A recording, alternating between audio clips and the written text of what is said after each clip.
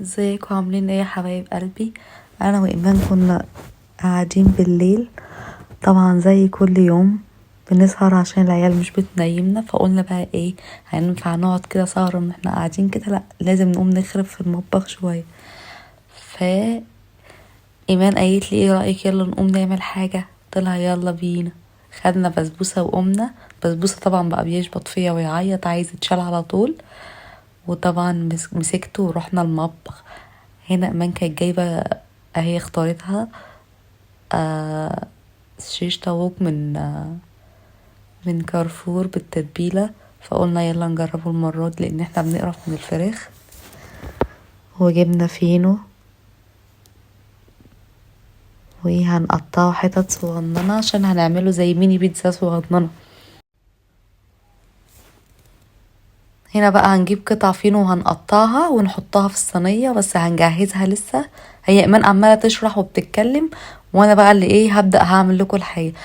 قولوا لي بقى صحيح، هو امتى الطفل بيبدأ يسنن؟ لان انا مستغربة قوي، بسبوسة عنده 8 شهور ومفيش ولا سنة ليه خالص ولا بوادر. انا حاساه متأخر في حاجات كتير قوي. مش عارف. هنا بقى ايه، ايمان كانت قطعت الفينو قطعة كده صغيرة وحطيتها في صينية. تضحك ليه بسبوسة؟ وقلت لها بقى خلاص شيلي بسبوسة انت شوية وهات انا اكمل. هنا حطيت الطماطم على كل واحد، كل قطعة، وفردتها عليه. دي صلصة بالتوابل بتاعتها، صلصة ايطالي فيها كل التوابل، وبفردها. وكنت طبعا مشغلة الفرن عشان يسخن، لان انا الفرن بتاعي ايمان مش بتحبه خالص، مش بتحب البوتاجاز كله، مش عارفة ليه، بس انا بحب النوع ده لانه امان جدا.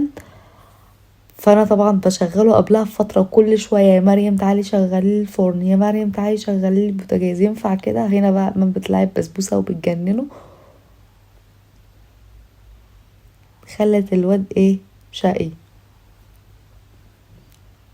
كنت انا بقى ولعت لها الفرن بيقعد شويه، واعمل لها حركه بقى ايه، لازم افصل لها الاشعال الذاتي عشان اصل المروحه بتفصل البوتاجاز، متحبش المروحه اصل هي مش بتسخن الفرن.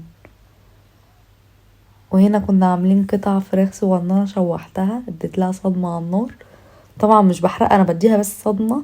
وهنا كنت قطعت قطع موتزاريلا حلوه قوي، نوع الموتزاريلا اللي انا جبته ده. وهنا شرايح الزيتون قطعتها. وهنا ببص على الفرن طبعا مش عاجبها،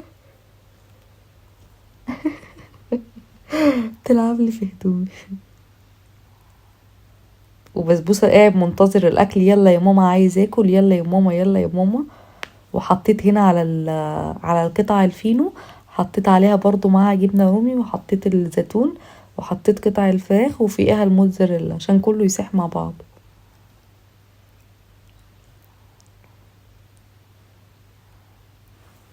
ما كملتش 5 دقايق بس في اهي طالعه اهي صايحه صايحه اهي سايحة ونايحة. ايه زير بس استني هتلسعني يا بابا. بصوا انا بحاول اشوفها بس هي سخنه والله، عاملة اكنها ميني بيتزا. بس يا رب العيش بقى ما يبقاش ناشف، العيش ناشف مش مشكله. انا قايله لك ايه، انا قايله لك ما ايه؟ انا مش هاكل سندوتش، اسمع كلام اختك. كسر. نشوفكم بقى فيديو ايه جديد. جديد